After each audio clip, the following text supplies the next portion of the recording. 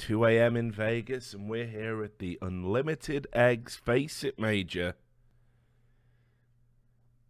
bringing you all of the action, all of the eggs, all of the time. Oh, Lord, it's too early. It's too early, guys.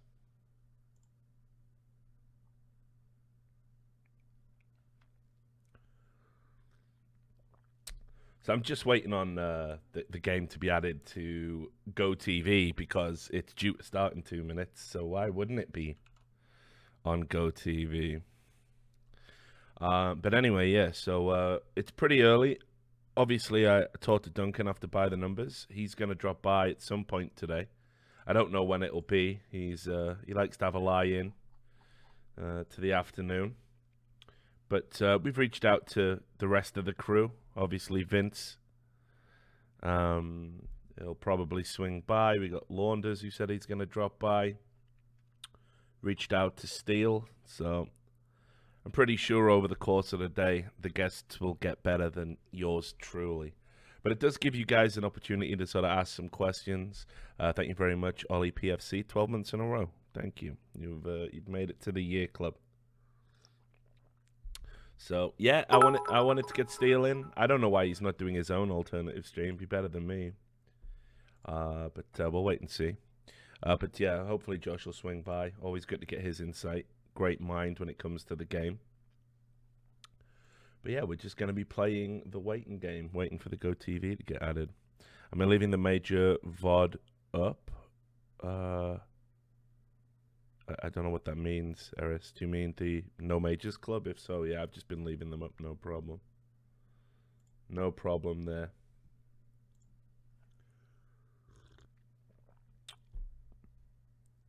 Yes, good morning, the Gooch Whisperer. Morning, people. Thanks for the bits there as well. Milky Movies. All right, let me just see. Clicking and updating the...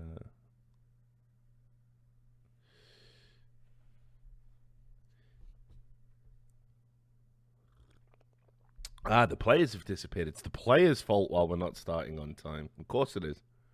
Of course it is. Probably had one too many eggs. Needing to go to the toilet and, you know, lay a few. Yeah, I'm going to tell you guys as well right off the bat. If you're a G2 fan, I think you're going to be in for some disappointment this fine morning. I think almost certainly Hellraisers just come through the qualifier, nice and warmed up, ready to go. I mean, G2 haven't really played a lot of maps together as a lineup. I think they've got players who still are going to take a lot longer to get into what I would consider fully match fit. And there's some players that I just have doubts about. I know Smiths did well at his last tournament. Still not feeling that. Existence, a great brain, but statistically not all that good. And unless Shocks and Kenny S go off, which seems to happen less and less these days, there's just no way. I put it this way, if you were to offer me right now, you know, like out of the just a team, a roster that I think was capable of beating like other tier 1 opponents, I'd be more inclined to lean towards Hellraisers than this G2 lineup. But who knows? Maybe they've been boot camping and everything else. Anything is possible. But yeah, I'm definitely feeling Hellraisers for this one. Yeah. Matt Skoman, come on. The Virtus Pro outperforming FaZe thing was, what, 2.5 years ago now? To be fair, it was just before they went on their absolutely outrageous decline, so.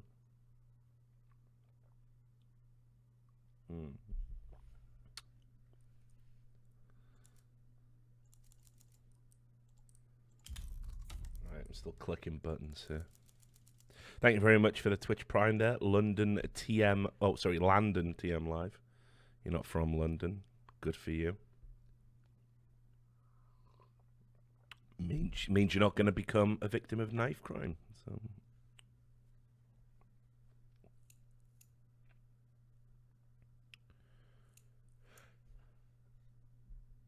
Yeah, I know. Like, I probably could have had a lie-in till 3 a.m., but we'll wait and see.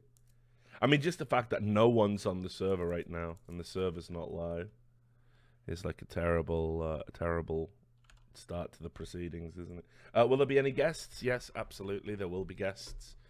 Plenty of them. It's just for the first game. I think everyone's gonna like maybe cry off, which is a shame because I said Duncan's obviously. Thank you very much for the sub there, Mr. Koibe. Duncan's obviously a big G2 fan. I was wanting to listen to him have his heart broken in person, but I guess we'll have to deal with the aftermath instead.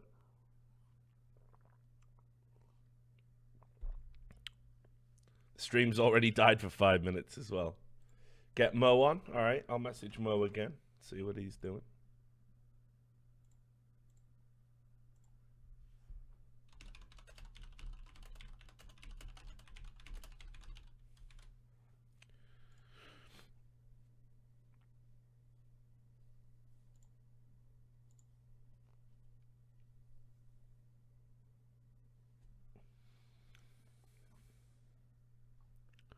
People are telling me the analyst desk has a new look. I haven't even looked at the stream yet. Does it look better now?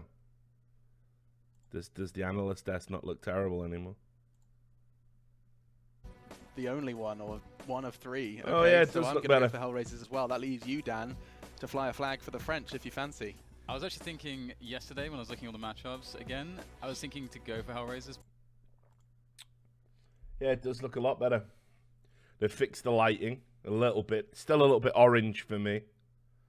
But at least there's no shadows.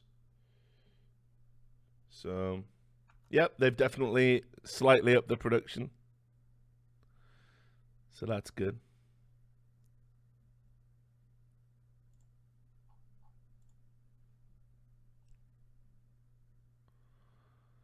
Yeah, they look like they just got fucking tangoed, didn't they? You know, classic reference.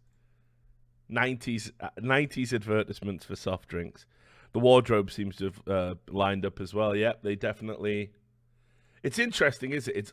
It's almost as if all of the criticism we gave yesterday was valid. I saw their head of marketing like dropping the fucking. They're punching down. It's so bad. He tweeted that out and then said, "I had to mute my mentions because of the harassment mob." It's like, come on, man, grow the fuck up. You're a marketing director. What are you talking about? If you can't deal with people criticizing your event, don't run events, like, especially bad ones. It's just embarrassing, isn't it? Clem fucking Johnson, the Red Dead Redemption character. Go and round up Clem Johnson's cattle, wouldn't you? So.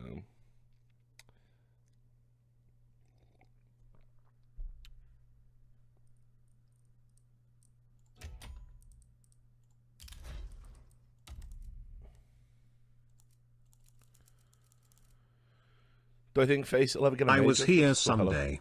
The way Scoots talks about gambling, I'm thinking that man has left some money on the Vegas tables. I'm guessing at least a mortgage. Scooch used to gamble a lot. Obviously, he lives over in Phoenix, Arizona. He used to come out to Vegas a lot, a long time ago, and very often. And, I was involved in, if I remember rightly, collegiate sports. I mean, Scoots is from a mainstream sports background, so used to come out to Vegas a lot, used to fucking party, used to fucking gamble. I think that's probably why him, more than anyone else, had a better handle on, what gambling was likely to do to the industry. Because don't forget, even though I reported about how have they started, but the Go TV isn't live. Even though I did all the reporting on the gambling thing. Initially, I didn't think it was going to be that big a deal. I thought skins gambling would just be a bit of fun. So, can I get Mo on the show today? What, Mo wants to join me? Yeah, fine. I'll hit him up with a Discord. He's just waiting, and now Shock's in existence. Now Shock.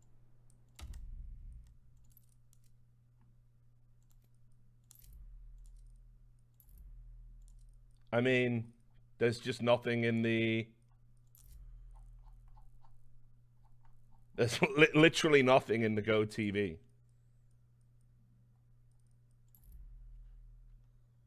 Like, go check the Go TV and tell me if the game's there.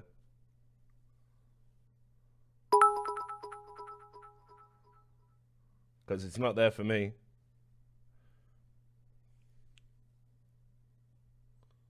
Yeah, look, I'll even switch across.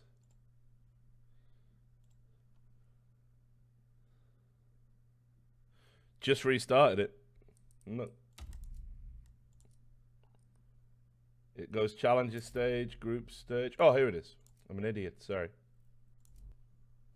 I'm an idiot. Turns out I'm an idiot. It's early. It's early, guys. Come on. Take it easy on me. It fooled me with the group stage. It fooled me calling this a group stage, guys. Like, how am I supposed to know?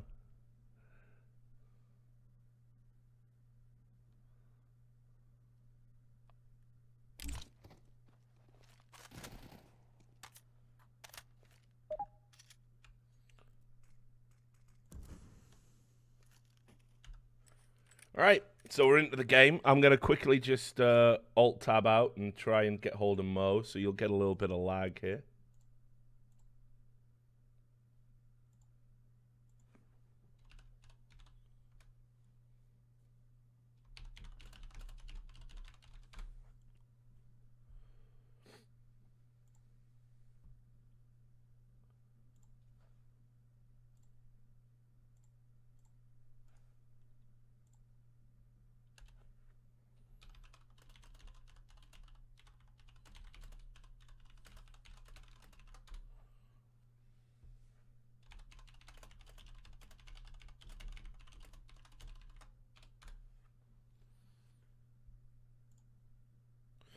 Right, I've sent him the invite, so I just got to wait now.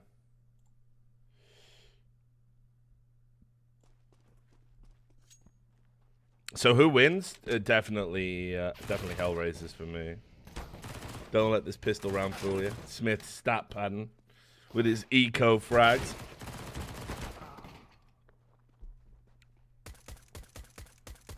Oh, nice.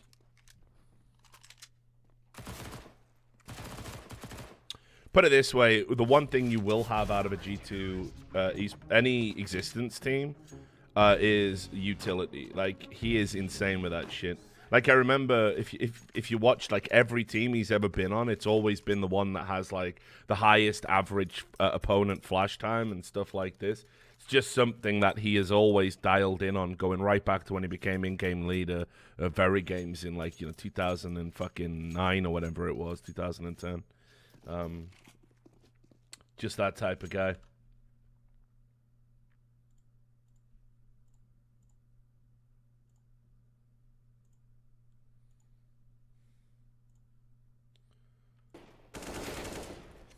Right, gonna get another cup of coffee, a couple of these, and I'll be more like my old self, so.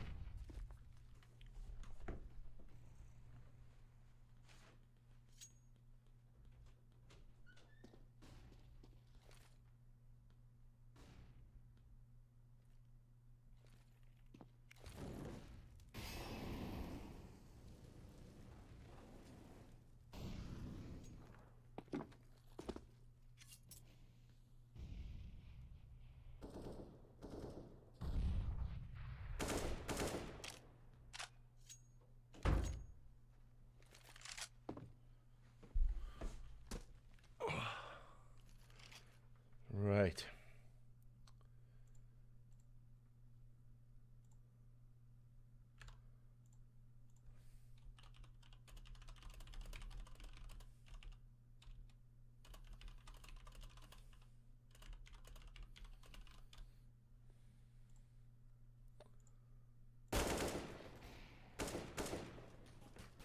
Okay, so, oh, well, I was going to say first buy round, but over pretty quickly before it began. I'll say as well, Existence historically has always had, like, a really good handle on how to play Dust 2. He notoriously had, like, super high fucking win rates. I mean, like, for a time it was called, like, DE France in Counter-Strike Source. That's what people used to call it. You just couldn't really win against French teams. The utility was so good. The coordination was so good, and of course they all had these like insane aimers as well. So even if you tried to like just pug it and meet them head to head, you would just lose as well. So thank you, Landon, appreciate it. But yeah, it was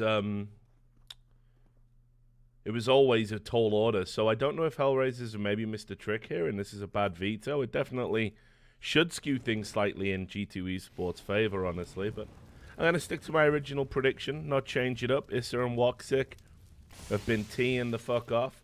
I just hope they haven't had that, like, deflating effect. Thank you very much for the 24 months in a row, Bobberson M80. Appreciate it. I just hope they haven't had that, you know, like, cooling down effect. You know when you see teams get, like, highly emotional? They're, like, having qualified for something? You know, very often it's, like, mentally there's a point in your brain where it's like, well, I've achieved it now. Like, we've gone beyond our expectations. And because of that, you have a tendency to not play as hard, you know. You don't feel... You're not fighting as hard for the wins because in your mind you've already achieved your victory condition, which was to reach X point. You know, it can be a very destructive mentality in sports, you know, when talking about that kind of thing. Right, here we go.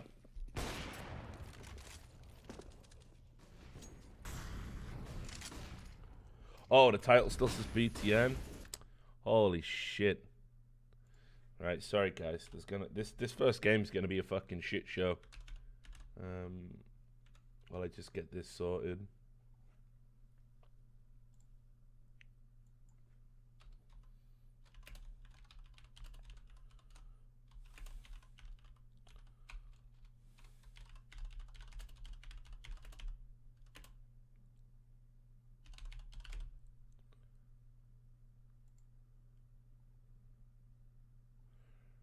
Alright, done.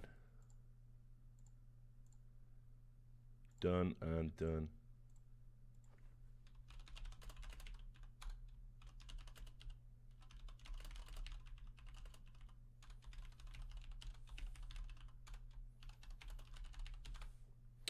Alright, let me... Oh, first guest. Alright, unmute your mic, big lad. There he is. Can you hear me, hello? Yeah, I can. What's up, man? Yeah, how the fuck you been? Been a long time. It has been. How you been, man? Busy as fuck. You know, I'm living out in Vegas now, dude, so it's like... I heard, dude. Is that for that rivalry thing? No, I'm out here for... I got a job for a esports production company called ESP Gaming. So I'm a director of read talent. about that. Some... Yeah, basically, like, we've been running events, you know. We got another 2 coming up that I'm working on for a game we haven't publicly announced yet, so I won't say too much. Not Counter-Strike, though. I know you did a PUBG event before, and it went really well. Is that the game? Yeah. We're not doing PUBG again, but yeah, like, it went over pretty well, so... So what about you, man? How's life? I see you're taking to fatherhood. Life after gambling, or what? No, mate, at least you got a fucking life after gambling. A lot of people ain't. Yeah, some of us, yeah, that's true. That's true. I've been trying to keep up with that Phantom. I watch your shit on the Phantom board updates. Yeah. And the Twitch and all that, dude. It looks like a fucking mess. Oh, it's a real mess. I mean, I'll definitely say that I think the latest installment, you know, Twitch's lawyers definitely fucking clapped back pretty hard on that one. Yeah. So, you know, I don't know. But I think it's gonna keep running and running and running, dude. I think it's gonna be on for a long, long time. I hope. Well, I know he's not going to have enough money to keep it going, and Twitch does. So it might be one of those where it goes on for like 10 years, and then it's just like he doesn't have enough money to keep going. Well, this is the thing, though. I mean, how the fuck do you beat Amazon's lawyers? Like, how do you even outlast that? Right? I mean, I was surprised that it even like went, because remember when the Phantom Lord side responded the first time? Yeah. It sounded like they were like hardcore responding, like, oh, you know, you guys are like they were kind of talking shit in a way in their response. Yeah, I mean, it's a strange situation. I mean, it's not the play I would have made. Like, listen, I've said this before. I know you were pretty tight with James. You know, I've said this early before. on, yeah. Yeah. Till I found out I was one of the guys that got scammed for the most. Oh, yeah? From him. Yeah, I lost like 30 grand heads up to him, dude. Jesus. On his site that he would like message me. He's like, hey, let's let's do like a thing for the fans, like me and you, we doing pots against each other, and like, and whatever winner. He didn't even like say, oh, well, whatever we win, we'll give back. He just said, like, whatever happens doesn't matter, like as long as the fans get what they want or something. So I thought I was legit going up against him, but it was literally like during that time where all that shit from the Skype logs were leaked. It was during that I lost like 30 grand to him total. It was all like on streams and everything. Holy shit! But I mean, so did you know that he was running the site though? Or?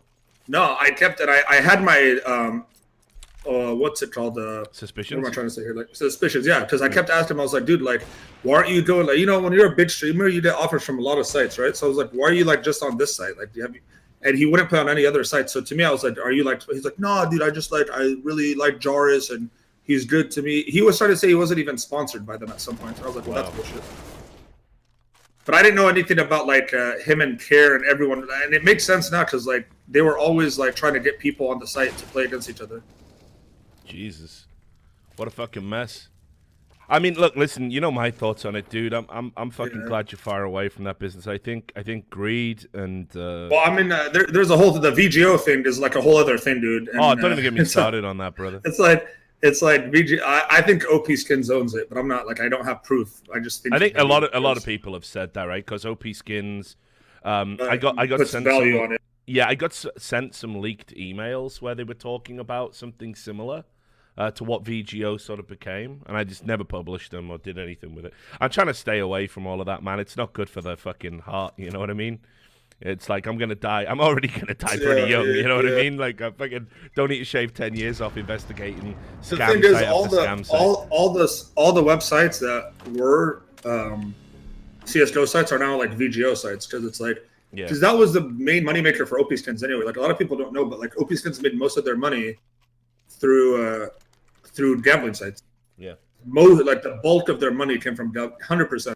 The gambling sites would just buy off OP Skins or sell through OP Skins exclusively. You know what I mean? Yeah. So you're talking about millions of dollars a month going through OP Skins. They were getting like 10% of that, whatever it was. It feels like a very short-sighted plan though, because the type of file they use, whatever they're called, like VTFs, right? I think that stands for Valve Texture File, doesn't it? Or don't Valve? I don't even know. Yeah, I don't know if Valve people they argue like that. Valve doesn't own the guns. That'll be fucking hilarious. Yeah, so I'm not too sure about that. I could be wrong, but I think somebody told me that. Well, Valve is like actively after OP Skins, so I think they would have already like came after them. Maybe they don't know that OP Skins owns them because OP Skins has denied owning it. Oh, sure, of course. Yeah, sure. But yeah, I mean, like, I don't know. Like, I agree. I said OP Skins was like one of the biggest problems in. It was one of the biggest problems in the scene anyway, because it was basically allowing people to cash out all these sort of ill-gotten gains, right? And it was untraceable. They were even letting it was even letting people cash out in Bitcoin, which then good luck ever knowing what people truly made. And it's like, I don't want to say money laundering, but if you were going to launder money, OP Skins would be a great way to do it. Yeah. Well, there's still isn't BitSkins still a thing? Yeah, I think so. I mean, you know more about that world than me, brother. Well, I know that because people still ask me where can they cash out CS skins, and I think BitSkins is still up, but it's like BitSkins does exactly what OP Skins did, but they didn't get banned. But I think that's because OP Skins tried to find a way over that 1 week trade. Yeah, they openly antagonized Valve, which is fucking dumb. So, yeah, you definitely don't want to do that. So what else has been going on? What are you doing these days? A little bit here, a little bit of there. Trying to start. It's hard staying consistent to the stream, man. There's just shit happens when you have a baby now running around. Yeah. I'll set up this whole day ready, and then all of a sudden, I have to watch the baby for a couple hours because my wife something came up, and it's just. And I don't want to be that absentee father, so I have to be there for the baby. Yeah, no, I dig it, right? But what you should do is, man, you should be like fucking Snoop Dogg in Fatherhood. You ever see that? Where it was a reality TV show that just followed Snoop Dogg around basically parenting, and he'd be talking to his kids, and he'd be like, listen, motherfucker, you can't smoke that chronic around me, yo. You know, be like that, right? Like giving like life lessons to his children. Like, I'd love to see fucking Mo change a diaper. That's fucking great content, dude, right it's there. tough, like, man. That's Like, I don't mind changing the diaper when it's just wet, bro. But when there's poop, dude, man, oh man, I'm telling you, I'm not meant for that. baby shit is outrageous. It's outrageous. Like, I'm obviously the cool. Oh, it's the uncle. worst. I've And looked my after little kids. girl has the worst shits ever. I don't know how she does it. She's tiny. Yeah, it's fucked up. They're man. like it's like my 235-pound shits. My shits, they're bigger than mine, and I'm like maybe 20 times her size, 40 times her size. Yeah, it's so fucking ridiculous, dude. Nothing prepares you for it, man. Are you watching? Who do you have on this game right here? I had Hellraisers. I'm probably about to get cleaned the fuck out. I said I would have bet just purely on the odds. I would have bet on G2 here because to me it's like a coin toss, but whoever has better odds. G2 could definitely win this. So Dust 2 probably would have made me maybe lean slightly towards G2, I think. But I'm still gonna stay with it. I think Hellraisers are gonna on the comeback. I think Hellraisers are maybe the better overall team right now. But no doubt. G2, when it's 2-1 odds, like I like 2-1 on G2 is always like a gamble. Like I'll take it anytime. Yeah, what's up with this rivalry thing? Is it like one of those legit websites, right? What, rivalry? Yeah, absolutely. Yeah. Licensed in the Isle of Man. You know, they even they're not even licensed. Well, not licensed, but they're not active in the countries you're not allowed to be. They don't let people use like VPNs and shit. You know, you've got to have ID registration. So I can't use them here in the US. No, I don't think so, dog. I don't think they offer in the US yet. Yeah. I mean, like, they're watching. I mean, like, I've been talking with the guys over there. We're still watching what's happening with this Supreme Court ruling, right? Just to see how it's going down. Because look, you know me, brother. I like to, I like to bet on sports, right? Always have. I love to bet on football.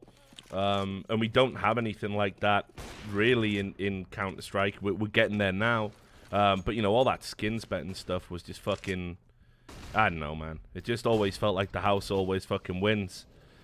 Every site. Well, I mean, remember the very first one, CSGO Lounge? Yeah, I do, yeah.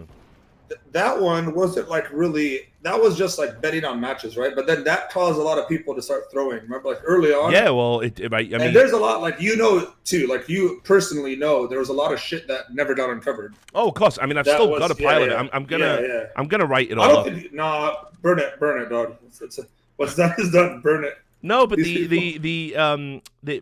wasn't gonna do anything about it. But then I saw, those ESEA matches that got fixed recently. You saw that, yeah?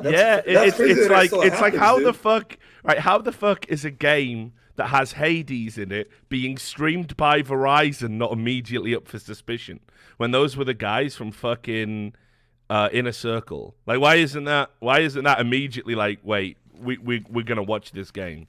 Like, I can't believe these names are still around, dude. Like, dude, it's funny, man. That was weird to me because I didn't even know. Like, I right now don't even know where I would go to bet skins. I just don't know where. But like the fact that people went and bet him, I'm assuming they bet real money, or like cryptocurrency on themselves. I mean, they said they were contacted by GGBet, right? So GGBet is a cash betting site, so.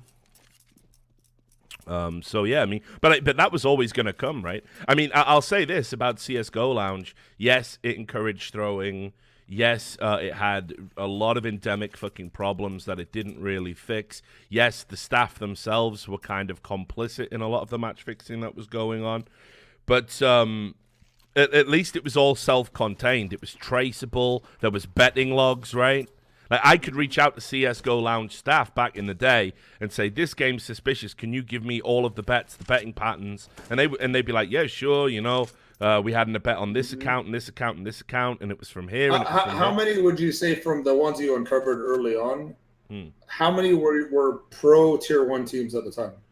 Oh, well, I mean, look. I got sent like an anonymous tip, right?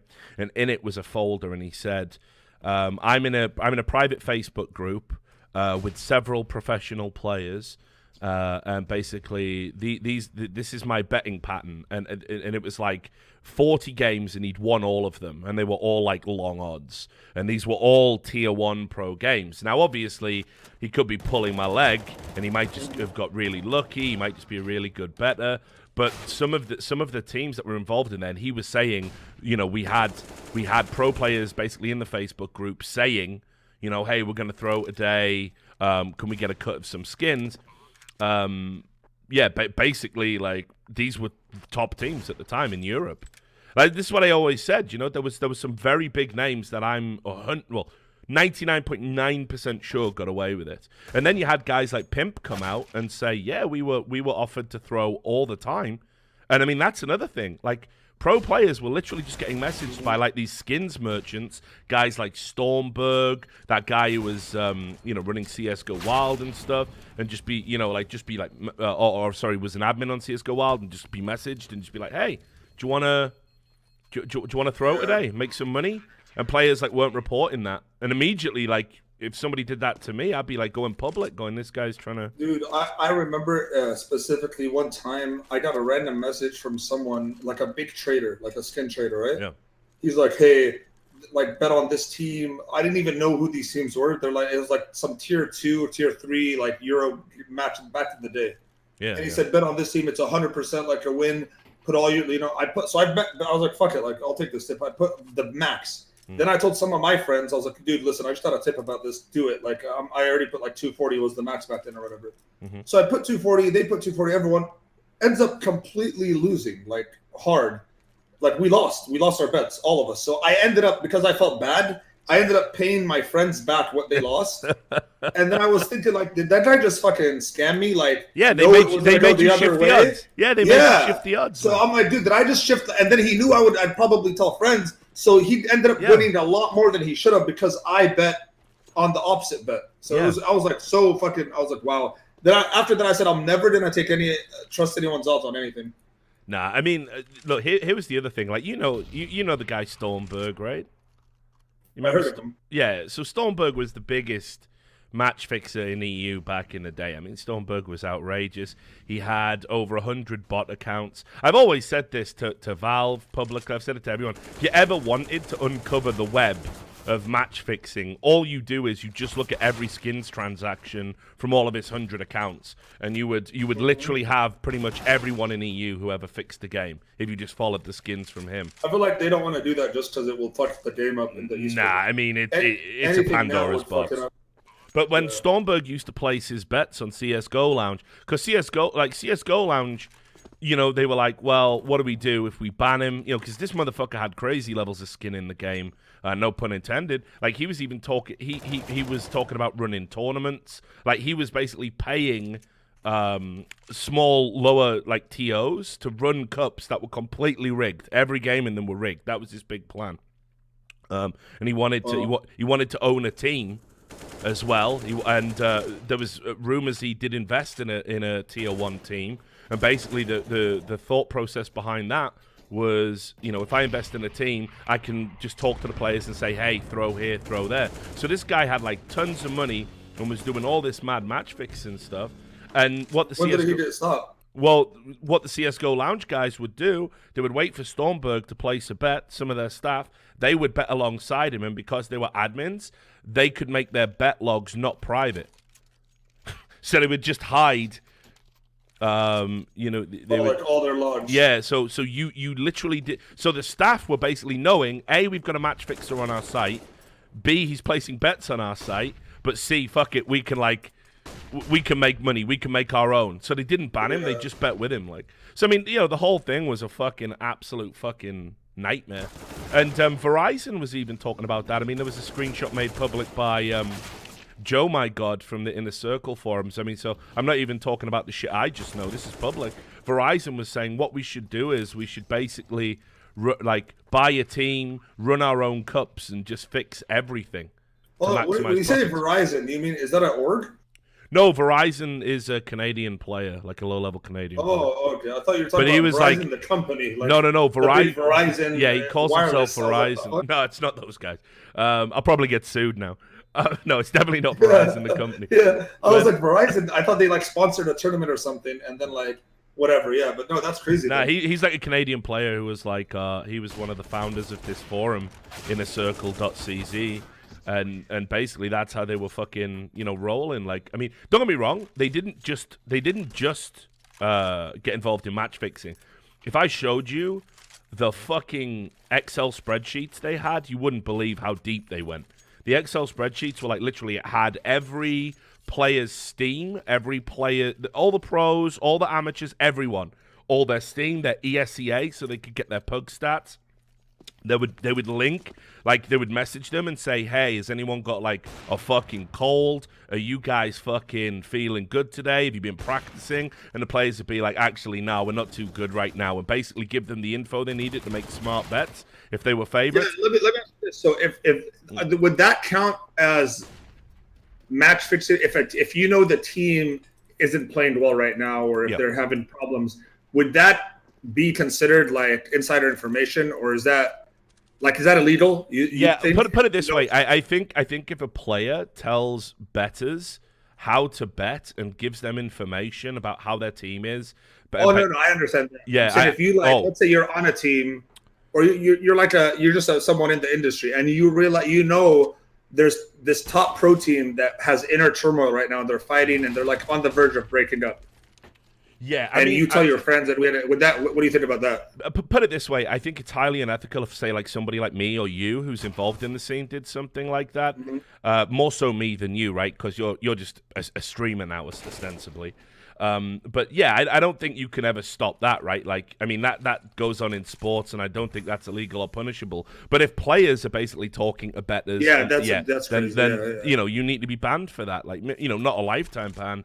But that's probably worthy of a 6 month to a year ban from the sport, right? I mean, you know, no, for sure. Yeah, so that's how I feel about it anyway. But maybe that's a bit too harsh in some people's eyes.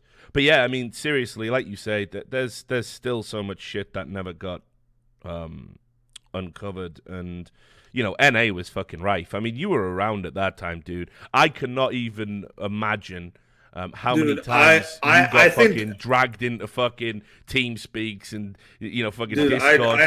I remember one big problem back then too was we were forced to be on lounge when we didn't want to be, like, and a lot of shit, like we used to deal with a lot of like people DDoSing the server, people DDoSing certain players in the match because of the bets. Yeah. And a lot of time it was like we were forced, especially I remember like Sivo was really weird about it. They would force us no matter what. Would be like, dude, we're getting 3 players DDoS. Like, can we just cancel this match and play it another time? Because they're like, no, we're on a schedule. Like, you have to play these matches today, and you have to. You can't choose to be off lounge ever, right? Yeah. So I have a feeling that a lot of times individual players within teams were throwing it on purpose just to make extra money, because no one was making money back then, dog. Yeah, I mean, and that's a big part of the problem, right? Like I've said this before.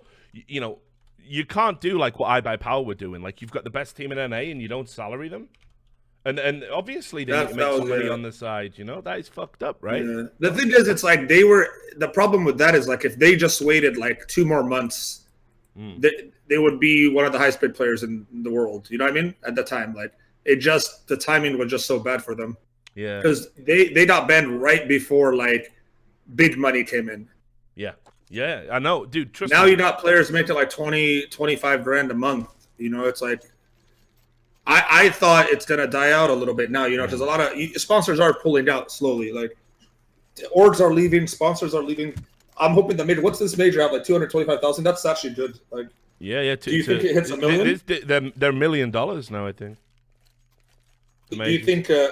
I'm saying, do you think this hits 1 million viewers? Oh, sure. We already had 500,000 for fucking like the group stage games, and that's obviously not including the Chinese stream. Which, if you think about it, like there's actually a Chinese team in the new Legend stage now. So, I definitely think it's going to be big. I mean, look, dude, like people probably don't realize this. Like back then in 2015, the start of 2015, yeah, people were like, you know, maybe this game isn't going anywhere. Maybe it's already starting to die out. Nobody predicted the like explosive growth it was literally about to have.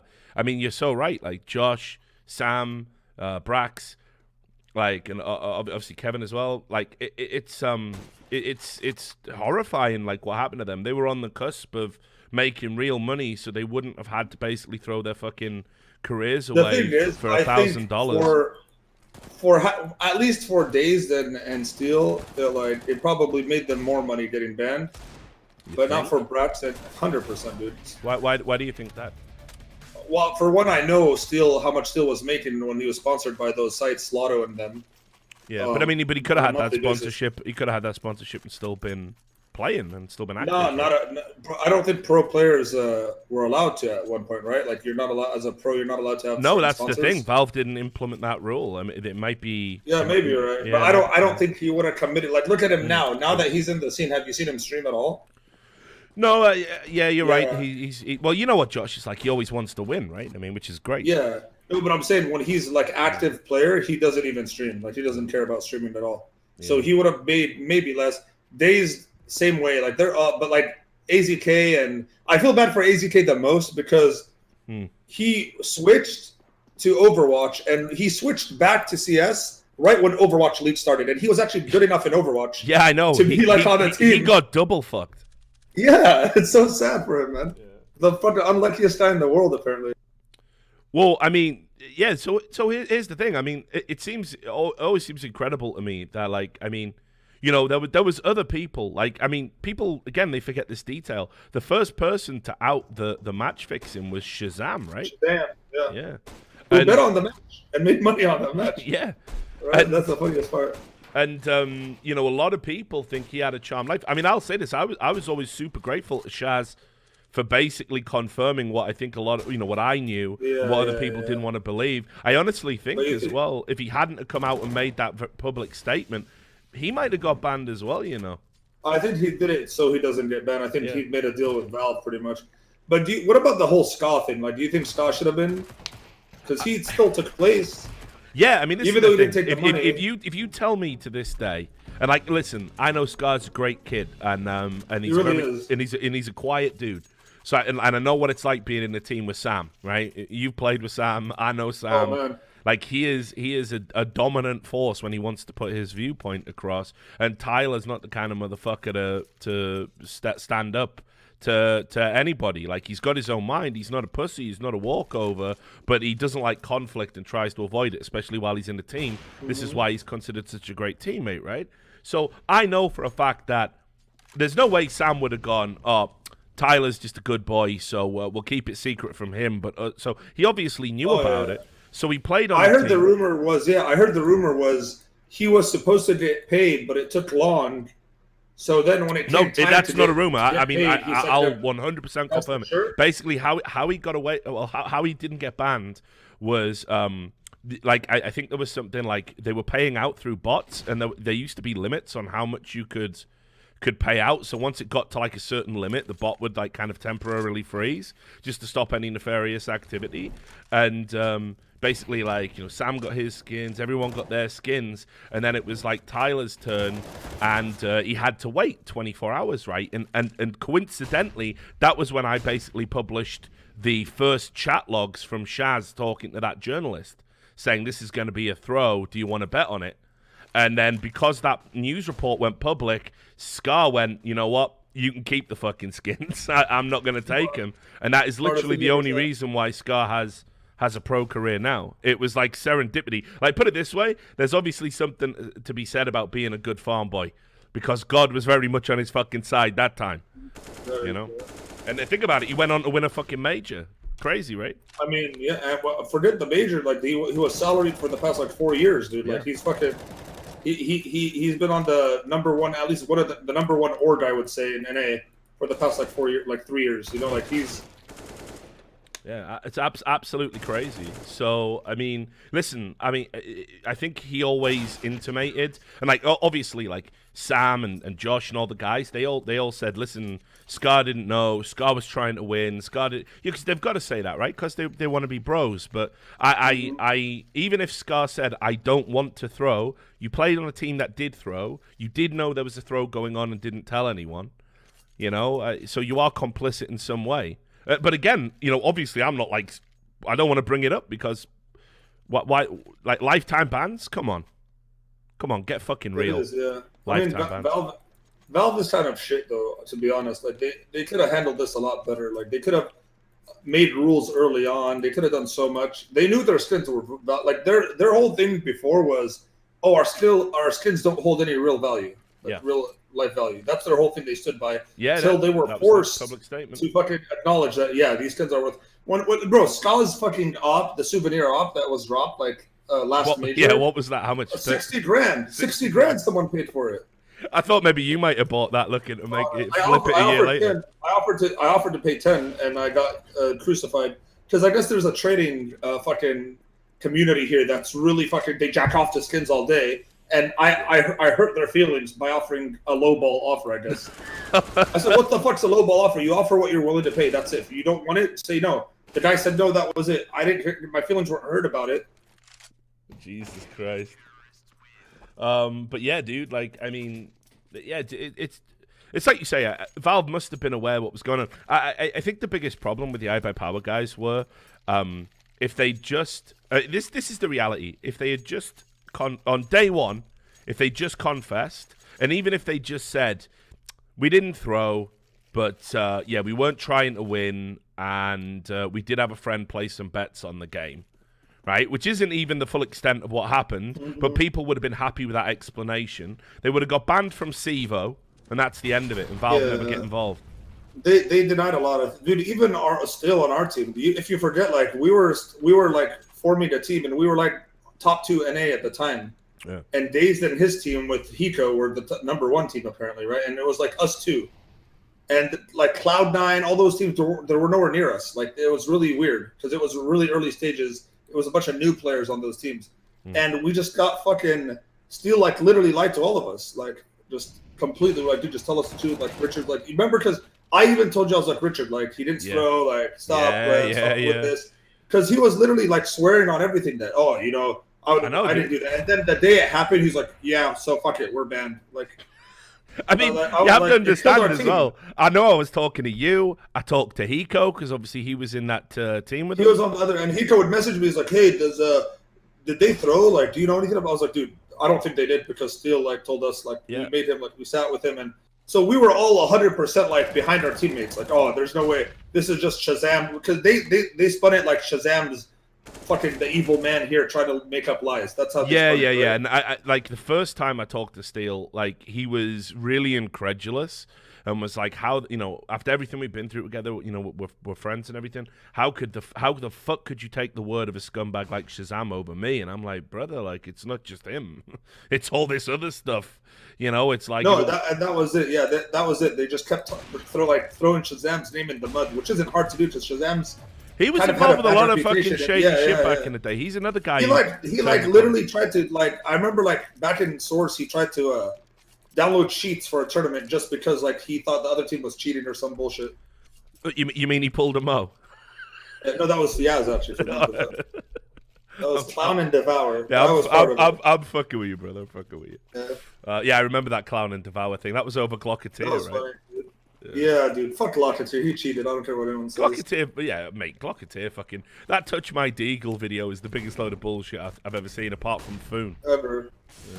Oh yeah, Foon wins that. Yeah. The sad part is there's always people that like okay, like perfect example is like this Doc kid, right? Yeah. I have the same feelings about this Doc kid as you. It's like none of the story adds up, and it pisses me off because I gave this guy, I donated a skin to this guy because I thought he was like. I felt bad because he was like, that FaceIt did this thing where they're like, this guy's getting bullied and he's Muslim and Arabic and everything. Yeah. And I felt bad as a Muslim, like an Arab guy, older in the community. I was like, dude, let me help this kid out. Like, no, that makes sense, like, right? Feel bad. Bro, and then I just see all this bullshit that I'm like, none of this makes sense. Like, you're on the computer literally 24 hours. You're sponsored by his fucking gambling sites too, by the way, like on all his YouTube. He has a fucking YouTube channel that makes money. Which, by the way, I don't know much about... Isn't that haram? I mean, I don't give a fuck, bro. You know? I know you don't, but I mean, in general. No, I know in general, but like the way it is like skins isn't really money, blah blah blah, yada yada. But it doesn't matter. At the end of the day, I know this guy was making money off his sponsors. Yeah. So why is he playing the whole I'm poor and my parents don't let me do anything card? You know, like all that stuff. Like my parents don't let me. How are you? Like, dude, if I'm on the computer for 12 hours a day. I'm gonna say a word. You know, it's like, are his parents literally in his room all day long that he can't fucking whisper like, "Hey guys, 1B, 2A," like, you know what I mean? Like, yeah, none of it added up to me. Yeah, none of his story adds up. But I mean, you know, listen, you know how it is. I mean, shit, like the CS:GO community is way more forgiving than the 1.6 or Source community ever was. Can you imagine back in the day, a kid with Doc's story, like, you'd be fucking crucified. You've got to go to a top tier LAN and prove yourself. That's the end of that discussion. Dude, literally. Yeah. And you know what, dude? And also, I blame kind of FaceIt as well as an org. Yeah. Have you noticed FaceIt? Like, they're just pushing this narrative that they want younger play. Like, they want everything younger now. So they get these like 15, 16, 14, 13-year-olds. They're like, these are the next big stars, and we want to like do everything to make them stars so they could say FaceIt did it for us. If you They're so obsessed with the younger generation. FaceIt, they claim responsibility for like every young fucking player. Everyone. Yeah, dude, and I'm like, dude, like, it's like ESEA, like, okay, so Tarek, Stewie, Twist, all these NA players came up through ESEA, right? And it's like, you never see ESEA being like, hey, well, ESEA has its own pile of bullshit going on anyway. But I'm saying, FaceIt swears that they're like these they farm the best breed, the best players, and it's all bullshit. All FaceIt does, man, is promote binge playing, where you have to play literally 14 hours a day to get into FPL because you won't make it any other day. Otherwise, you won't. Yeah, cool. And then you got all these older players that don't play as much getting removed.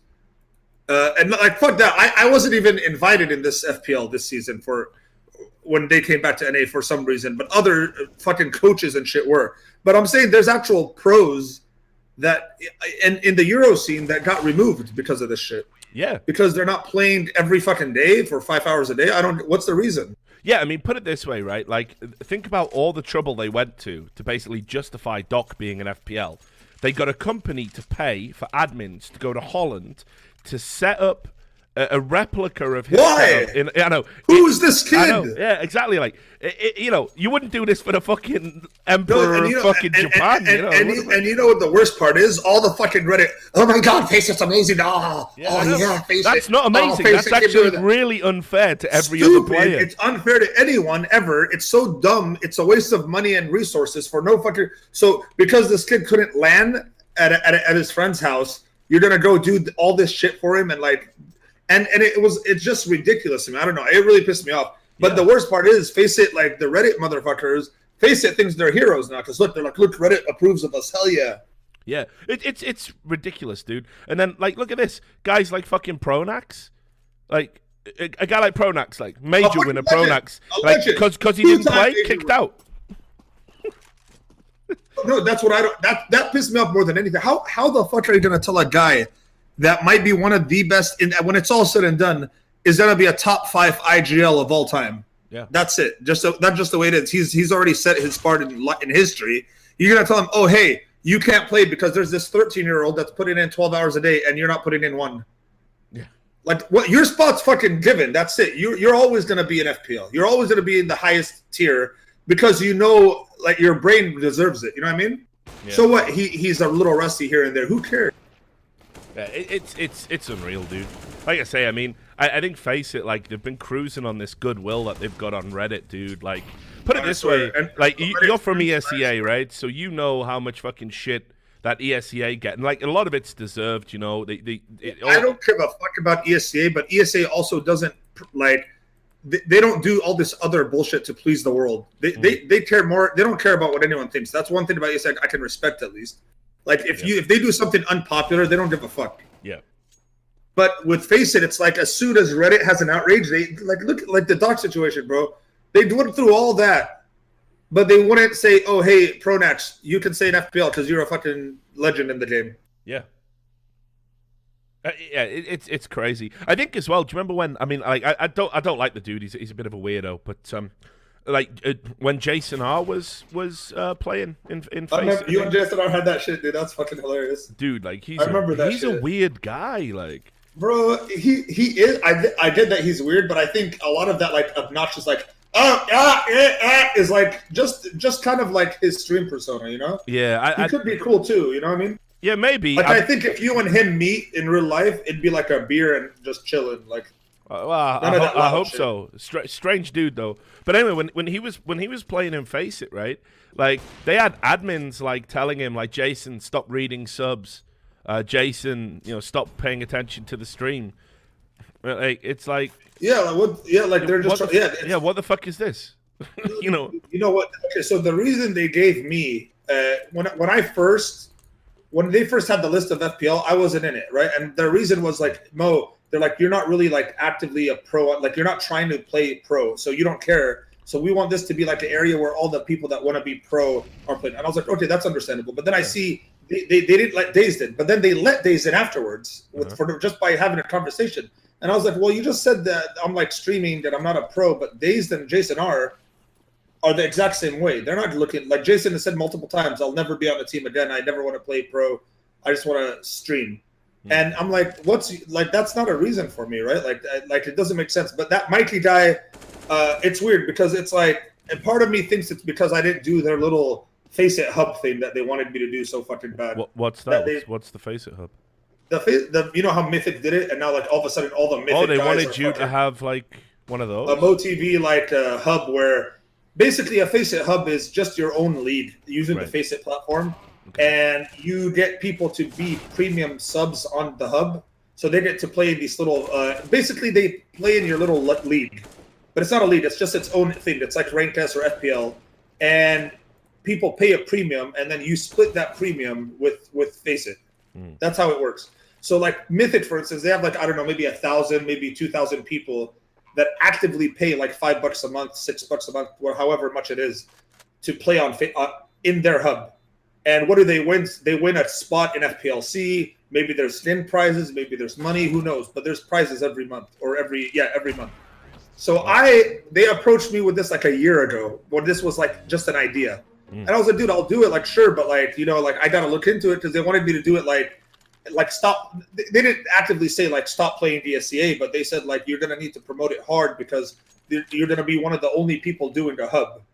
And I was like, cool. I saw that too. They never really showed me like progress with it. And then I kind of stopped like responding so much. And then all of a sudden I see, oh, look, Mythic is doing a Mythic hub. And hey, all of the Mythic guys are in FPL, like Flom. And I have nothing against these guys, Flom, Hayes, all the like. Fuck Hayes, I think he's a douchebag. But everyone else, I'm saying, but they're like FPL. Bro, Hayes is a scumbag, dude. I fucking got into it with him in Ranked one day, and I just never fucking had respect for the guy again. He pulled the whole, I don't know, we argued over something, and then he pulled like the whole, he's like, well, I don't respect you at all. You're a scammer. I'm like, what the fuck? He's like, yeah, you scam people for hundreds of thousands of dollars. I'm like, what the? Okay, this is fucking getting to the point where it's like he's a Reddit person now all of a sudden, overnight, like he turned into one of these guys. A guy that I met multiple times in real life, and he was super cool with me. But then all of a sudden, he, you know what I mean? And then I learned it was Hayes and like Steele like actively trying to get me out of Ranked S. Because if you remember, I was removed from Ranked S for like a day, and then they put me back in. Yeah, I remember that. Yeah, you went down to rank G or whatever the fuck it was, right? Yeah, and other pros like Tarek and Stewie and shit like went to ESEA for me and said like, oh, why is he being removed? Blah blah blah. What's the reason? Like he plays, he's active. He's not bottom of like I wasn't bottom of the scoreboard like rankings. I was active player, so they just put me back in, and I think it was because Hayes and Steele had like this little like a council type thing. You know what I mean? Yeah. I mean, look, I'll tell you something. Not that I can give you life lessons because you're a big boy and all grown up now. I mean, you do have 10 years on me, but yeah. I don't know about that. Is it 10? Good lord. You're not in your mid-20s, are you? I wish. Yeah, exactly. So I think about 6 or 7 maybe. But anyway, the point being, that you gotta let shit like that go, man. Motherfuckers say crazy shit online all the time. No, I did. I do. I know. I don't have it. I'm sure Hayes is like a fucking super cool dude. It came out of nowhere, kind of at me, right? And then it's like, I never did anything bad, said anything bad about Hayes. Like I thought one of the biggest scams in the world was him convincing CLG to pay him salary for 2 years.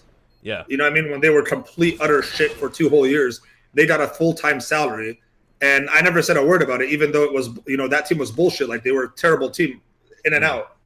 Yeah. But then the fact that he just hits me with the shit as if he doesn't know me in real life, and he's some Reddit user that just reads the art. There's so much like misinformation about me on like Reddit, like, and the worst part is I've given up. Like, it's like your thing with the Loda guy, right? Yeah, it's like as soon as anyone mentions your name, you're like, oh, this guy's just gonna choke you out because he's unpredictable. He's a dangerous man. He'll choke you out without you saying a word. When people have no idea what happened, and then someone will be like, wait, is that real? And someone else will be like, yeah, 100%, he choked out this guy below. And someone else would confirm the wrong information of that first person. Yeah. And then that person that doesn't know anything believes them because he's like, well, 2 people confirmed this, so it must be the truth. And that's literally how all of Reddit works out. So if you're not for me, like, I still get shit like I get sometimes shit about like rigging giveaways. I've never rigged a giveaway in my entire life, but because someone will lie on Reddit and say, yeah, back then I used to I used to watch Mo, and he would always rig giveaways for his friends, like it was so obvious. And someone else was like, whoa, what a scumbag, and that's it. It's a fact. Let me tell you though, where you absolutely fucked yourself, and again, this is the mad part, dude. Like, you know, that CS:GO Diamonds thing. Like, I did it. Yeah, you did it to yourself, man. You know what I mean? I definitely fucked myself on Diamonds, but I also fucking shook up a lot of shit with Diamond, like with the. Yeah. Before that, there wasn't really anything, and then after that, that's when the fucking was after that when the Phantom Lord thing happened. Yeah, I mean, I think and the T Martin thing and everything. No, I think maybe after, bro. I'm pretty sure because there was still active shit going on with that. I remember because he was with Wild back then, but it definitely, it hurt me in terms of like, dude, like I fucking lost out on a lot of options. Like if I kept my mouth shut, this thing would have probably gone on for like another year more, maybe. Yeah, and did you ever get the money off them? No, they died right away, bro. They just ran. You know what I've noticed? What's weird? A lot of the fucking owners of all these sites are British guys, and I don't know what it is about you fucking Brits, but almost every fucking big site was owned by a British dude. It's why we always play the villains in movies, dude. We're really just inherently evil.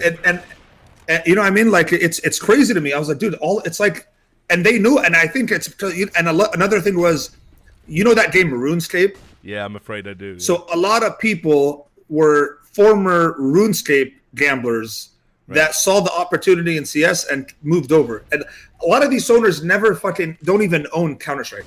You know what I mean? They've never even opened the game. They just fucking saw an opportunity, know people like to gamble, and just play these games that come from like Bitcoin sites. They come from old RuneScape gambling sites. That's all it is. I mean, again, like I say, you know, if you'd have just played that a little bit fucking smarter, dude, like I think the whole I think the thing is really downplayed, you know. The smartest thing I ever did, I think, was just not accept ownership of any site. Which I was offered Lotto. I was on a conference call with Josh OG, T Martin, and even dodged a bullet there, brother. Bro, before all of it started, they're like, "Hey Mo, we're gonna start. It's gonna be the biggest fucking website. We're gonna have Syndicate, T Martin, me." And at the time, I was like one of the biggest for gambling. So they were like, we'll give you, like, they were ready to give me like a fucking straight quarter of the website with them, like 25 all around, right? And I was like, you know what? I don't think ownership is anything I want to do. Like, because they were talking about like putting it on paper and everything. I was like, I think I'll just stick to just being sponsored, you know? So I was like, maybe, and I never ended up getting sponsored by them. But I remember right before that news about them broke, he came back to me and offered me like 7.5% equity in the site. Jeez. And I still said like, nah, bro, like I don't want equity, because a long time ago some guy told me like, just do whatever you want with these sites, but don't take any ownership of anything. Yeah, man. Well, no, but I mean, listen, this is the key thing, right? Like endorsements are great. You can make, sure, you can't make as much money, but you can make a fuck ton of money, dude. I mean, I made good money, bro. Yeah, I'm sure you did. I mean, look, listen, I know probably his name is taboo to bring up right now with everything, but I used to talk to McSkillet while he was still with us, and oh man, yeah, crazy shit. I was working closely on his latest site. I was his I had a rev share deal with them, so I was like sponsored exclusively by his website, dude.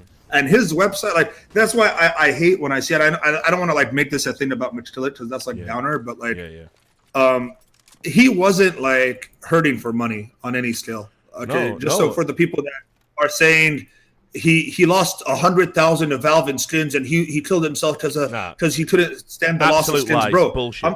This guy had maybe like $3-4 million in just fucking cash sitting from the past like 6 months. Okay, Dude, like I seen. He showed me one of his endorsement deals that he was getting to make the YouTube videos, because he was one of the guys that I went to kind of get a handle on skins gambling and how much money actually was out there.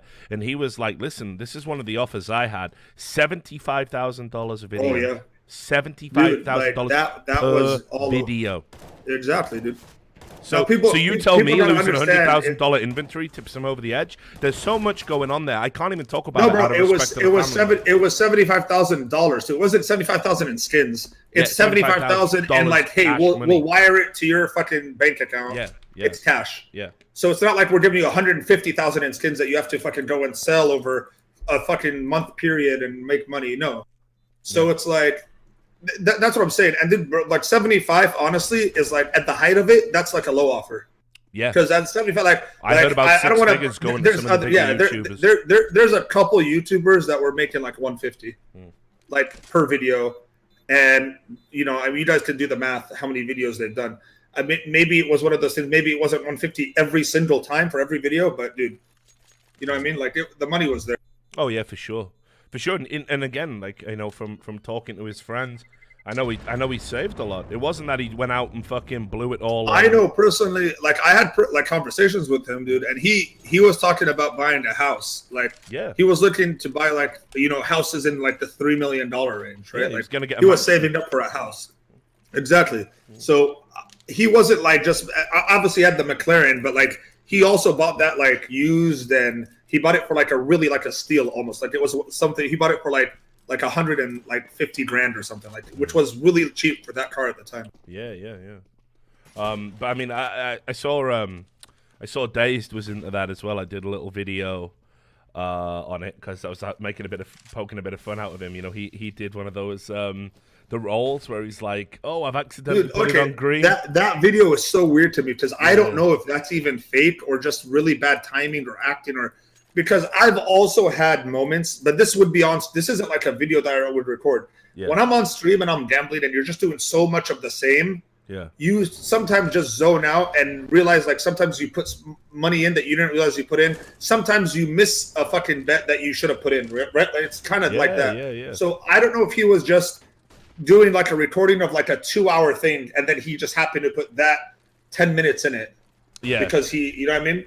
I always want to give Sam the benefit of the doubt, dude. Like I said, I mean, you know, I don't think the acting was great in it, but I don't want to believe he would rig an outcome anymore after everything he's been. I don't think he needs to. Like, I don't think he needs to. Like, I think regardless of that, like when these websites offer you money for these videos, they don't tell you like, hey, make our website look good, well, at least for me, they say play on it, and if like a lot of my videos, if you see, is me losing because you just can't always win. But I play so much that I take the clips of me winning, and that's what people don't understand. I don't win I lose a lot more than I win, but I just put the clips of me winning on because that's gonna get more viewers. You know what I mean? Sometimes losing, like one of my biggest videos is me losing like an insane amount in a matter of like 20 minutes. Because people sometimes want to see you lose, and oh my god, it's a 1v2. Dude, especially when it's you, man, and you're known as a fucking rager and stuff. Like, like I'd watch you lose at gambling all day, mate. I think that's straight fire. And that's when I realized, like, a lot of my viewership was because people just like to watch me gamble.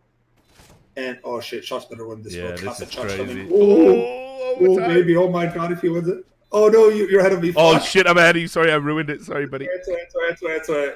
God damn it. I'll see it. Hey, they made a nice comeback though. Yeah. I mean, this was like a what? Look at your boy ESEA as well. 34 kills, man. I've been talking about him too to my stream. It's like he literally just came out of nowhere to be their best player. It's wild. When they brought him in first, I was like, okay, cool, another Arab dude. Like I've heard about him in the past. I actually went to Jordan and played against him a long time ago. Like this is 2 years ago, and he was on like the best team in Jordan, right? Yeah, obviously, went in there and demolished them with my little brother. No big deal. But it was fun. It was like a LAN center. It was cool. And he was playing from home. I was at the LAN. And it was just cool to see like a big Arab scene there. Like, you know, it's fairly big.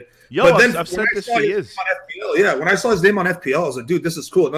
Finally another Middle Eastern. Like there's no Arabs that play. There's like Turkish. There's a Scream who's like who's kind of Arab, but he's really not. You know what I mean? Yeah. So it's really cool to see a guy from like Jordan just fucking playing and on pro teams and shit. But I didn't think of him as like a star player type. I thought this guy's just a role player, but at least he's in pro. But he's lately been their best fucking player. He's fucking insane. He is insane. And I've said this for years as well. Like, and you'll know more about it than me because this goes way back to the CGS, right? When you were playing, you remember they had that fucking expansion franchise that never existed. Oh yeah, the Dubai Mirage. There is so much untapped potential in the Richard, Emiratis. the biggest thing I wanted to do was start a Middle Eastern esport like type of thing where and I almost did that. You know what I mean? I almost wanted, but the thing is, it's like you need a lot of resources to do that kind of shit, right? But I wanted to be like pretty much like start like a Middle Eastern circuit of all the best teams, and then the number one team would get like a free spot in a big tournament, like at E-League or at a major, not a major. You can't just do a major, but like at a ESL or a FaceIt tournament or a DreamHack, something where they get a guaranteed spot if they do well or like in this league within the Middle East. Because I feel like the Middle Eastern scene has always just been behind on everything, bro. There's no fucking. They're behind on every sport in the world. They're behind on like what are they good at? Just like having money or cars? I don't get it. Like what are the? And I'm not just talking about like Dubai and the rich countries. What about the poor countries? We're not good at anything. Yeah. Well, I mean, look. So you might have an opportunity here, brother, because there was. I got messaged, and they've got this new prince in Saudi Arabia now, who's more of a moderate. They're letting like women drive out there now, and I think they've changed the way that voting works. I mean, he has just outlawed satire, so it swings and roundabouts. I mean, that's Saudi Arabia for you. But anyway, there was this thing called KSA Esports, and he is a big proponent of technology, and he thinks tech is going to be. Like a big deal, and he wants Saudi to be at the forefront of it, and he's aware of esports. And I got messaged, and I was like, "Do you want to come and meet this like delegation from KSA Esports?" I think it was called. They got ties to the Saudi Arabia, the guys in charge of Saudi Arabia. And I was like, "Yeah, I don't know. I'm gonna skip out on that one actually." But that's where you send me in, dog. Yeah. I might. Well, listen. I'm telling you, next time it comes up, I'll reach out. I will literally fire off. Aren't you doing production too, like for like content, like reality TV or other stuff, shows and everything? Yeah, like, within esports. We've scripted a few shows. Actually, fuck it. I'll just say whatever the fuck I want. Just say it, dog. Yeah. Well, we're making a show. Which is basically it revolves around me and a guest doing something fun in Vegas, right? Like so. I'm strip club, no. Maybe not, but no, it is that's like the X-rated one. It is like go out, hang out, do an interview, but while we're drinking, kind of thing, So it's a bit more loose, kind of content that hasn't been done before in esports, but has been done in other mainstream stuff. So I've already put you on a list. Like I had to send a list of potential guests, so I knew it'd be entertaining and stuff. So I've already put you down, and it's great because you're still based out. I don't want to be censored. I don't want to be censored. No, you wouldn't be. That's the beauty of this, and we're making it for another production company, like another broadcaster. So it's not like we're doing it and streaming it. Like we're making it, and someone else is buying it. So yeah, no, that's I realized after I've met a lot of people that are like in the kind of entertainment industry. And I realize now a lot of this thing is like you make a show and then you sell it to like a network or exactly. You know what I mean? You make it, you put the money in, you do it, and then you go out and you try to sell it to different networks or Netflix or Amazon, and someone always like, if it's good, they buy it, right? And that's how the money's made in these things. I never knew that. I thought it was just like all these networks get together and they just fucking make a show right there, and they're like, we're potentially looking as well once we get a few like winning shows, because basically all of these are going to be the pilots, right? So we've got like 3 or 4 shows, and we're looking to film pilots. You need to do that one that you're doing. That's like it's like Anthony Bourdain, rest in peace, but for esports. No, exactly. You're the Anthony Bourdain of esports. Yeah, that was the pitch basically. that we put, and I was like, yeah, I'll fucking do that. So But you should literally travel the world, dude. I'm telling you, like, you should go to like go to the Middle East and find that, like, if you go to the Middle East, you'll see an insane amount of people gaming at LAN cafes, bro. Like, I know. Dota. Yeah. Dota still is the biggest game by far there. Like, I've noticed everyone plays Dota there. Yeah. Well, I remember. I mean, again, we did have. There was. You remember Israel? I can never say it properly. ESRail. Yeah. We had the Israeli guys that came over to all the big lands for a while in 1.6 and CSS, and I don't even know what happened to that organization. As I said, I know there was a number of teams over in Dubai, Kuwait, that and as you said, Jordan. And it's like when CS:GO came around, you just didn't hear about these orgs anymore. That was it, right? It's crazy. A lot of orgs. First off, a lot of orgs just died because they just couldn't keep up with being able to sell. Like, you know what I mean? Like, every org that's still here now isn't even owned by their original owner anymore. You know what I mean? Yeah, sure. Every single one had to sell, or sell a piece of it to get the funding required to do that. It costs insane amounts of money nowadays to have an esports team. In any game, really, like in any top game, like you're spending a shit ton of money.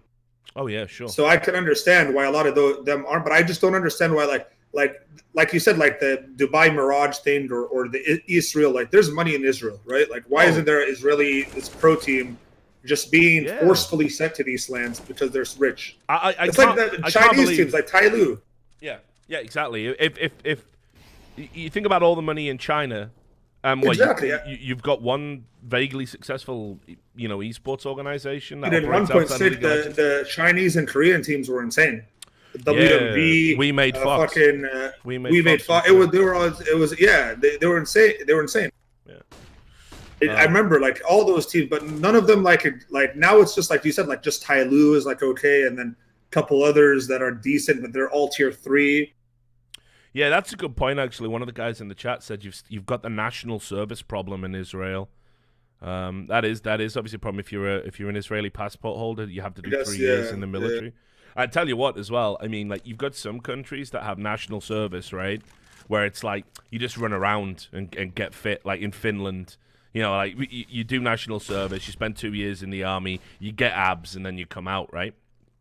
And then in Israel, you go like. But in Israel, yeah, it's a little bit. You go to war for It's crazy because it's probably like a fucking full on always a war zone there, right? Like it's never like it is anywhere else. Oh damn it, dude! This Hellraisers, this bet might come through. Ooh, maybe not with Shocks alive.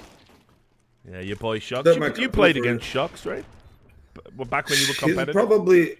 He was probably the best. I played against. I don't think Shocks was on the team when I played. The last time I played a competitive Go match, like a real competitive one, was when I ran for Liquid, and it was against G2, but they were envious at the time, and it was Kenny S was on the team. Wow, they just took that. I don't think Shocks was on the team, but it was Kenny S and like NBK and those guys. But I forget. I was thinking more back in the day in Source because didn't you play against him when you were in Talk? Yeah. Was that the TT we Dragons eliminated game? them? Yeah, you knocked him out, right? We eliminated them, and then remember you interviewed us right after that. Yeah, I did. Back when you and Steel was still tight. We're still tight. Yeah, that was a fun time, man. That was like that LAN was super fun. I remember. Yeah, we came in and lost at the very beginning, and we just were rolling through the losers bracket the entire time. Till we made it to like I forget like 4th or 5th place. So let me see if I can remember the full roster you had. It was you. It was Steel.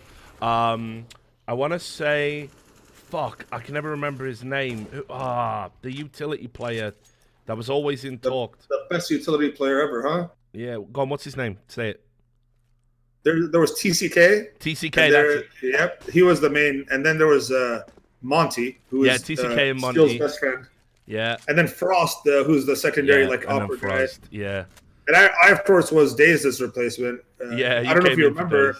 I was on they cut Dazed, and then I played with them for like a week, and then for some reason they were like, dude, I don't think it's gonna work out. Let's bring Dazed back because it's like too short of notice to like start new shit. Mm-hmm. So they brought Dazed back, and Dazed was on the roster for one fucking day, and then he said, "Fuck you guys, I don't want to play with you guys anymore because you guys cut me."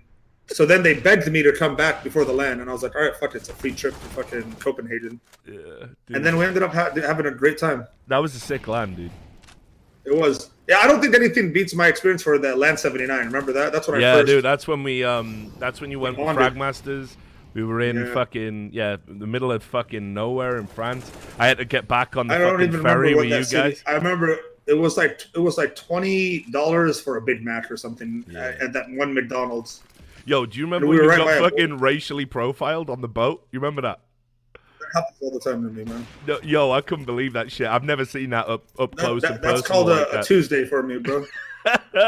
So just so the stream know, we were coming back from a French event, and we were on the ferry coming back to the UK, and Mo was traveling with me, and we got to the fucking border, and these fucking like armed guards in like a van just were like, and who are you? And what do you do? And Mo's a fucking idiot, obviously, so he was like going, yeah, I play video games. It was just a fucking mess. And they were like going, so Mohammed is the name, right? I was like, oh, fuck me. But it was real bad. We got held for like 30, 40 minutes. And there was a guy who used to manage Fragmasters, a big guy called Darren Ball, known as Yak. That guy, and he's huge. That guy, he really shit the bed with Fragmasters, dog. Because that was an org that was up and running for a while. Yeah, but you know, he was a loyal guy. He looked after his boys. Dude, he didn't want to. He literally didn't want it to succeed. I remember when Twitch first came out, I was like, "Yo, Darren, let me be like a streamer for you." This was before there were streamers for orgs ever. Yeah. I was like, "Why?" It would make sense for me to partner up with an org, help them get sponsors, and then I could make a small salary on the side, right, early on. He was like, don't trust me. No sponsors are looking at streamers. They don't care about that. All they care about is website clicks. Sorry, bro. Doesn't. And I was like, what the hell? Like, really? Literally, like a year later, Fragmasters is dead. Like, yeah. Oh, Smiths with the fork. What a boss, man. He's had a terrible game. To see him. I think that's more than his whole total. That's it. No, he won't get another frag in the next overtime, dude. That's the thing about Smith. Like, he has that one fucking round where they're like, oh, maybe he's worth it. Yo, you used to play him back when he was actually sick, though. So. You know. Oh, dude, he used to be. You know what? Fucking kind of even in Go. You know what kind of fucked Smiths?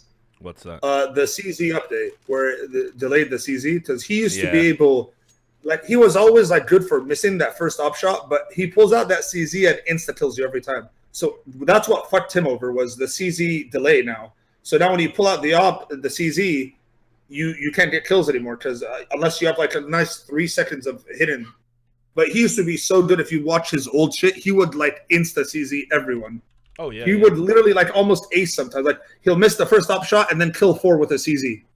Like JW was like that as well. Like the fucking the CZ nerf absolutely crucified him as well, dude. All of Fnatic I remember Fnatic. I always thought they were the best team. Their peak was better than any team's peak ever because they were the only team I saw. And they played mIBR, or when at the time they were Luminosity. They played them when Luminosity had their best roster, and I seen them make a 13-2 comeback on Luminosity in a best of 3. It was a crazy. I forget which tournament it was, but it was like a best of 5, and I saw them go down 13-2 Fnatic, and then I watched them win 14 straight fucking rounds, and like they owned it, like they knew they were going to win the entire time. And I was like, dude, there's no team they'll ever be better than that. And right after that is when they had their first breakup. Remember when like Olaf and Crims, I think, left, and they had their first breakup for the team. Was it Olaf and Crims, or was it like Flusha and JW left? I forgot, but they went through like 2 different breakups. Yeah, I think oh god, I can't remember the order of it. This is why we need Thorin here with his fucking photographic memory. Thorin, dude, the fucking. By the way, I'm trying to keep up with all of your beefs, right? There's no beef. I don't know if there's still a beef. It's just nah. You know, Dunk. Not really anything. He just calls it like he sees it, man. Yeah. It's not really anything. I mean, what about you and Steel? You talk? I don't talk to Steel at all, man. That kind of died. I forget why exactly. I remember why.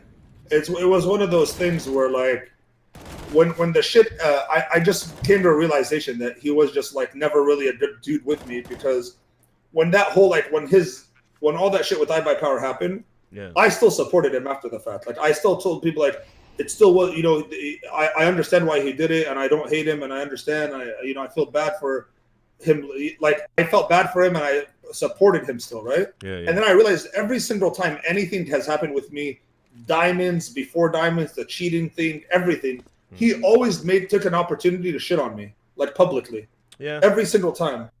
There was even a time like when the CS:GO Lotto thing happened, like he was one of CS:GO Lotto's biggest sponsored players.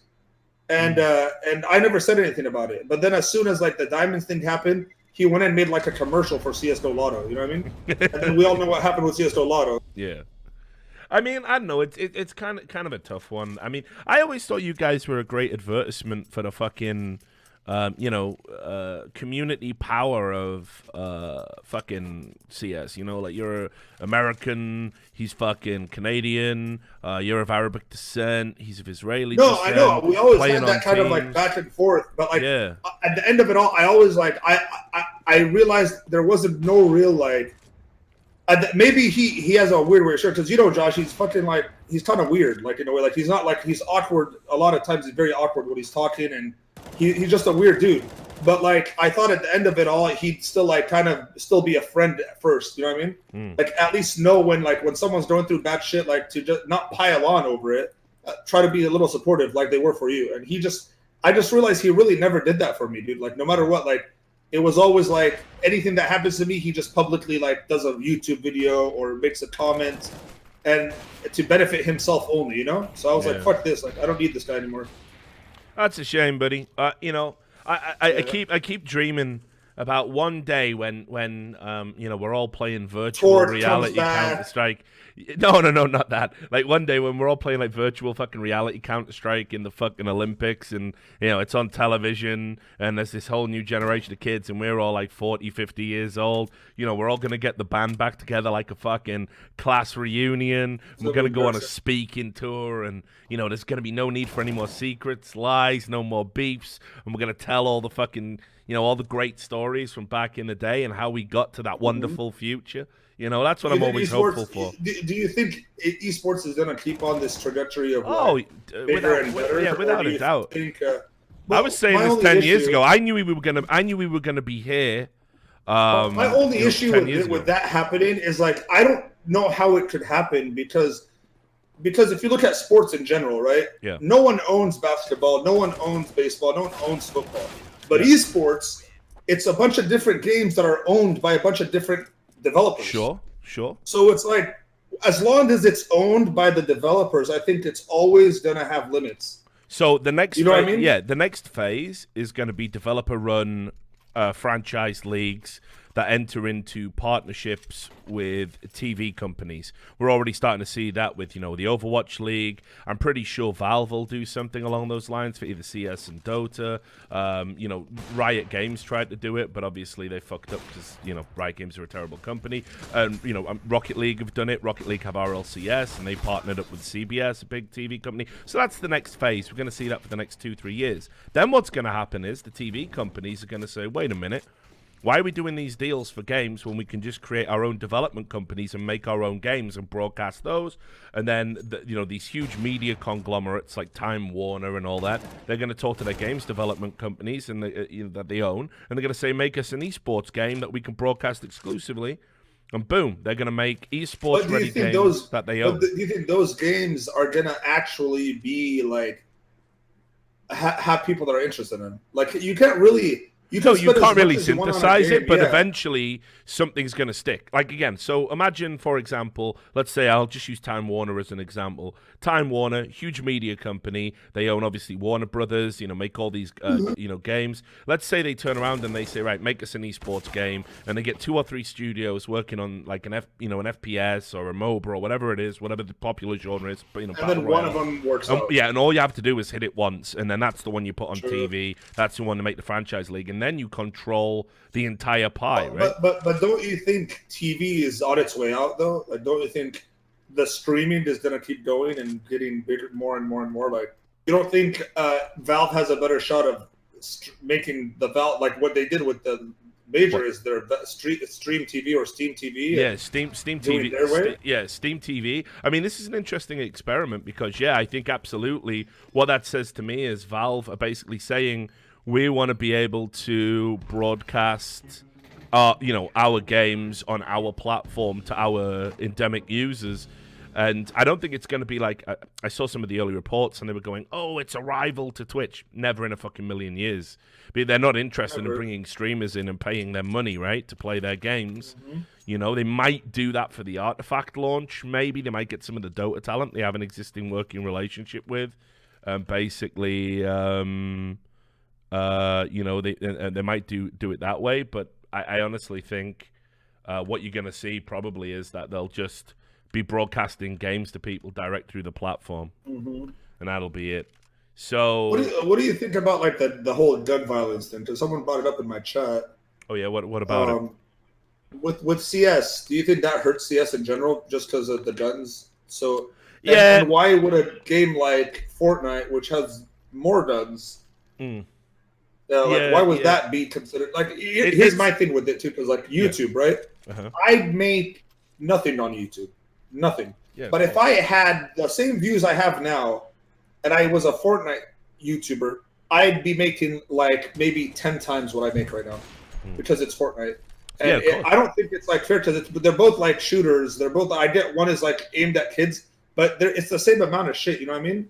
It's the difference between, I mean, look, the elephant in the room is, first of all, in Fortnite, the guns don't correlate to real branded guns. It's like, here's a shotgun, here's a fucking homing missile, right? I mean, these are very broad, cartoony type weapons. Then on top of that, the word terrorism is nowhere in Fortnite. That's true. It is in Counter-Strike, and terrorism, is always going to be a super sensitive issue for obvious reasons, especially in America, which, we just had the anniversary of September the 11th the other day. That's not going to go, that sense of national mourning and the fear from terrorist attacks, it's not going to go away anytime soon. So when you have a game that is explicitly about people running around planting bombs using real identifiable weapons that American people can own, it's a very different type of game to, haha, look at this guy running around shooting someone with a gun that shoots lightning bolts out the end, and then when he kills you, he does a big fucking dance where he puts an L on his forehead. It's not the same type of thing. And, I give you a little bit of insight when we did it with E-League, after you left. There was a school shooting, and we had to pull some of our advertising commitments. We had this Arby's. You remember the Arby's sandwich stuff we did? Yeah, you were around for that. Well, we had real life players basically go down and fire guns. Real guns at a firing range to basically say, look, they're Counter-Strike pros, they shoot people on the server, how good is their aim in real life? And Arby's really, really liked that idea. They're one of the few advertisers I can think of that would really go for it. And I thought it was a bit of fun. I like firing guns. I like the American way of life. I thought they did. They aired that, didn't they? Yes, but then the week we had a school shooting, we pulled that commercial. We pulled that sponsorship plug because it was deemed to be just a little bit too insensitive. Like, we're firing an AR. Okay with that? Well, we had to put it in somewhere else down the line because obviously it's already paid for. It's a paid for plug. Yeah. So it was tough, We've got guys firing a fucking AR, blowing up sandwiches and laughing about it. The same week a guy fired an AR at school. Yeah, no, I know. It is crazy. Yeah. Do you still have anything to do with E-League or Time Warner or anything at all? No, I mean... Or are you completely out? Yeah, they basically said, they assumed I was going to re-sign my contract. They had a 2-year offer ready for me.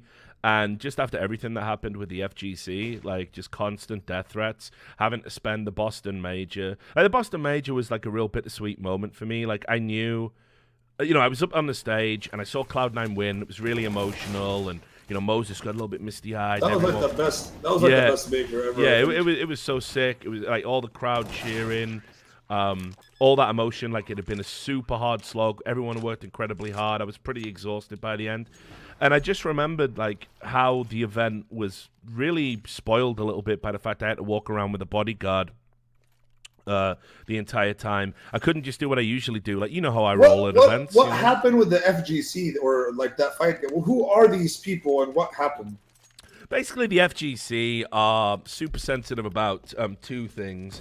The first thing that they're mega sensitive about is, oh wow, as if they've just bought 3 autos and done that. Fuck me. I love this. I love this. That's classic. This always works. By the way, this never fails. Yeah. This is 100% win rate. But yeah, so like basically what happened was that they're super sensitive about, first of all, are you from the FGC? They don't want work going to anyone who's non-endemic. Well, that's not optional because I'm the host of E-League. So every game we do, I'm meant to be hosting it. Apart from the time Blizzard basically said we don't want Richard Lewis to host the Overwatch League, and I had to take a holiday. But anyway, that's neither here nor there. But then the other thing they're really proud of is like, diversity, and you know, we've got people from all these different backgrounds, and you know, we're not prejudiced. And for some reason, there's just this mad load of bullshit about me on the internet because I spent 6 months writing at Breitbart that I must be like some sort of closet neo-Nazi. And basically, people were just like, "Yeah, this guy is a douchebag. He's a racist. He's a Nazi. We can't have him involved with the FGC." So every time I went and did an FGC event, I would just get furries and weebs basically saying they were going to kill me. You know, guys saying they were going to come to events and shoot me. And some of these threats were credible. You know, there was a guy saying, if you go to this FGC event, and I see you, I was scheduled to go to an event in Atlanta. I'm going to run up and I'm going to shoot you with a gun. And this guy had a criminal conviction. You know, so what do I do about that, right? So, Pussy. so but basically, Pussy. Yeah. So I didn't. I chose not to get shot, not to risk it. And basically, it was just death threats all the time. I mean, the best day was like when I'd come in and there was no death threats, and basically all that had happened was they just spammed my employers, demanding that. So why didn't you guys just stop doing fighting games, or do fighting games just bring in good views? Because I remember. One of the biggest viewed esports ever was like a Mortal Kombat tournament on like CW. Remember that? Like, yeah, that was, like, I do remember that. Yeah. So it's like, I guess because fighting games are really easy to see, like, you know what? It's 1 versus 1. This guy's on this side. This is the health bar, and everyone at one point has played a fighting game, so they understand it. So I guess that's where the viewership comes from, right? Yeah. But I mean, for me, it was basically, you know, I like. We didn't cover all this talent. Like, I loved working with like all the guys, Rip, Tasty Steve, you know, Say Jam, Z. Like, these guys were so sick and so good at what they did, and we always had a super good time. But you know, so they wanted, when we did the first like Street Fighter, and like I was like, you got to hire these guys. These guys are sick. Like, look at Tasty Steve. He's gonna be a big star. Like, I was like, Tasty Steve could be like one of the biggest names in esports. He's so fucking talented, so fucking funny. And we were like, you know, we hit it off immediately. And then the show was so good, they wanted to do another game. And I was like, oh, guys, like, we really doing another fighting game so soon? Because this is really stressful for me. Wait, did the show do, like, did the viewership do well?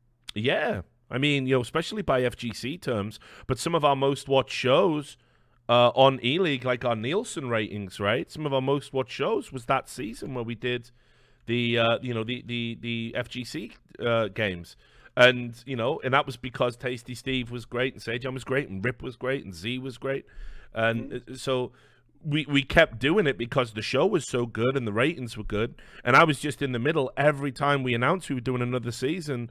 I was just in the fucking meat grinder.